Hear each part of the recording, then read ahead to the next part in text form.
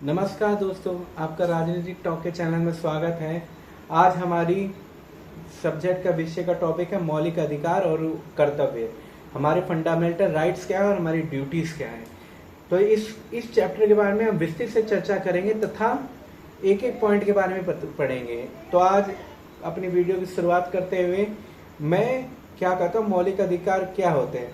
मौलिक अधिकार वो अधिकार होते हैं जो हमें संविधान के द्वारा दिए गए हैं और जिसकी सुरक्षा, न्याय तथा हमारे हितों की पूर्ति के लिए मौलिक अधिकार की है। सरकार का ये कर्तव्य है कि हमारे मौलिक अधिकारों का हनन ना हो। अगर हनन हो तो उस चीज के लिए हम न्यायालय में जा सकते हैं। ये हो गया छोटा सा इसका सारांश। अब मौलिक अधिकार को संविधान में रखने का उद्देश्य क्या था। मौलिक अधिकार वे अधिकार हैं जो जीवन के विकास के लिए मौलिक तथा आवश्यक होने के कारण संविधान द्वारा नागरिकों को प्रदान किए जाते हैं। ये पर्पस पढ़ो। मौलिक अधिकार वे अधिकार है जो व्यक्ति के जीवन के विकास के लिए मौलिक तथा आवश्यक होने के कारण, मौलिक मतलब जरूर, संविधान द्वारा नागरिकों को प्रदान किए जाते हैं। इन फंडामेंटल हमारे हितों के लिए होता है। ये मौलिक होने का प्रथम कारण यह है कि व्यक्ति पूर्ण रूप से मानसिक, भौतिक या नैतिक विकास के लिए आवश्यक माने जाते हैं। और तथा अगर ये नहीं हो तो इससे क्या होता है कि अगर मौलिक अधिकार नहीं है तो हमारा विकास रुक जाएगा, क्योंकि लोग अपनी मनमानी करेंगे। कानून इसलिए जरूरी है ताकि हमारे साथ समाज ढंगा। अगर किसी एरिया में कानून नहीं होगा तो उसे जंगल राज ही कहा जाता है दोस्तों।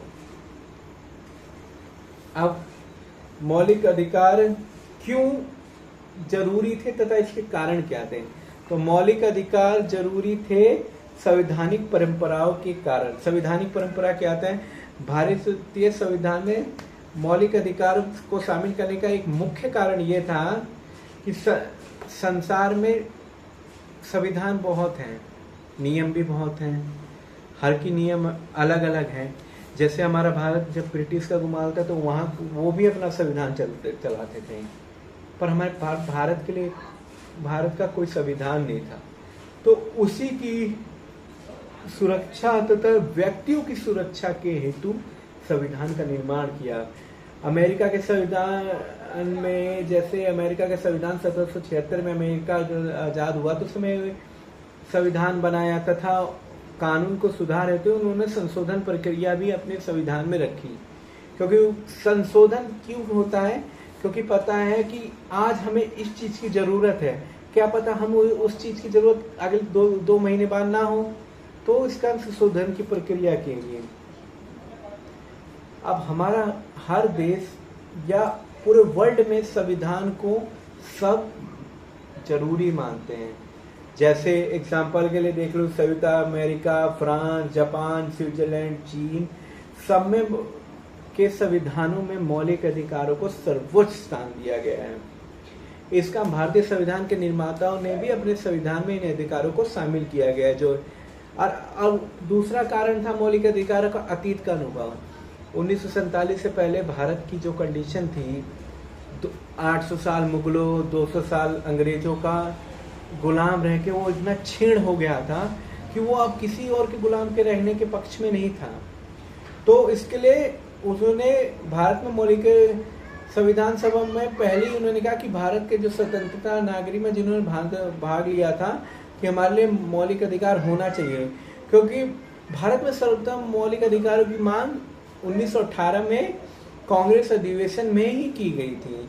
उसके बाद सर्वदलीय सम्मेलन बुठा के उसकी मांग की गई थी 1928 में, जिस भावी संविधान का रूप में तैयार किया गया था। तो इसमें कैबिनेट मिशन, मंत्रिमंडल, ये सब जब पूरा व्यवस्था बताए कि ये हमारे फंडामेंटल राइट्स होने चाहिए 1928 में। हालांकि वो जो संविधान एक बनाया गया था वो इतना सुचारू रूप से नहीं था, क्योंकि उस समय भारत को आज़ादी मिली नहीं थी, तो वो मौलिक अधिकार मान्य नहीं होते। तो वो एक नियम हो गया। अब क्यों जरूरी था। सत्तारूढ़ दल से के अत्याचारों से सुरक्षा। भारत आज़ाद हो गया था, कोई सत्ता नहीं थी। अगर वो भारत को आज़ाद होने के बाद भी ब्रिटेन से संपर्क करता, अगर हर चीज़ के लिए अगर उससे बातचीत करता, तो भी वो उनके हितों के लिए उचित नहीं है। तो सत्तारूढ़ दल से सुरक्षा हेतु उन्होंने मौलिक अधिकार बनाए। और अल्पमतों की हितों की, अल्पमत कौन होते हैं? अल्पमत होते हैं जो जिनकी आबादी या जिनकी जाति कम हो। अब भारत क्या है? भारत एक विशाल धर्मों वाला देश है। भारत में मोस्टली सारे धर्म के लोग रहते हैं जितने ऑल ओवर इंडिया में है। इंडिया में क्या, पूरे वर्ल्ड में मोस्टली भारत में वो धर्म के लोग रहते हैं। अब उनको उनकी परिस्थितियां भी सबकी अलग अलग हैं। अब उनकी परिस्थितियां, उनके विचार, उनके व्यवहार को हम कैसे समझें तथा उनकी सभी की हितों की रक्षा कैसे की जा सके, उसी के अनुसार हमें मौलिक अधिकार दिए। जैसे आर्टिकल 14 में समानता का अधिकार दिया गया है। समानता मीन्स इक्वलिटी। इक्वलिटी होगी तो हर चीज होगा। और मौलिक अधिकार क्यों है? प्रजातंत्र के लिए आवश्यक है। प्रजातंत्र क्या होती है? प्रजातंत्र होती है हम जैसे प्रजा है, हम राजा है। अगर राजा अपनी मनमानी ढंग से काम करेगा और जनता के हितों में काम नहीं करेगा तो उसको भी कोई फायदा नहीं है दोस्तों। तो मौलिक अधिकार हमारे प्रजातंत्र के हितों की सुरक्षा करता है। मौलिक अधिकार की विशेषताएं क्या है, उसके लक्षण क्या है? मौलिक अधिकार हमारा जो है विस्तृत तथा जटिल है। भारतीय संविधान में दिए गए मौलिक अधिकार बहुत ही विस्तृत तथा जटिल है। विस्तृत होने का मुख्य कारण है कि उसमें हर भाग एक विस्तृत रूप से लिखा गया है। जैसे अनुच्छेद 19 में नागरिकों को स्वतंत्रता दी गई और अनुच्छेद 19 स्वतंत्रता का अधिकार है, पर किस किस प्रकार की स्वतंत्रता है वो अनुच्छेद 19 में बताएगा। इसके बारे में हम डिटेल से पढ़ेंगे। अब भारतीय मौलिक अधिकार के लक्षण जैसे सरकार द्वारा सरकारी संस्थाओं पर प्रतिबंध, अधिकार निरंकुश नहीं होते इससे, नागरिकों तथा विदेशियों में इसमें भेद करना। भेद मतलब कि नागरिकों की हितों के लिए अलग से व्यवस्था की जाए और विदेशी जो यहाँ रहे उनकी हितों के लिए। और संविधान के अतिरिक्त किसी को और अधिकार ना दिया जाए, ना किसी को बिल्कुल ऊपर किया जाए, ना कि वो इतना ऊपर है अगला इतना ऊपर है, नहीं, सबको सिमिलर माना जाए। और तथा अधिकारों का निलंबन, जो मनमर्जी के अधिकार है उसका निलंबन किया जाए। और संसद को मौलिक अधिकारों को संशोधन करने की शक्ति दी गई। इसके बारे में हम विस्तृत से चर्चा करेंगे। तो दोस्तों मेरी आपसे ये दरखास्त है, मेरे इस चैनल को सब्सक्राइब कीजिए और प्लीज़ सपोर्ट कीजिए। हाँ मेरा स्टार्टिंग है, पर प्लीज़ मेरे इस चैनल को सपोर्ट कीजिए। धन्यवाद दोस्तों। जय बालाजी।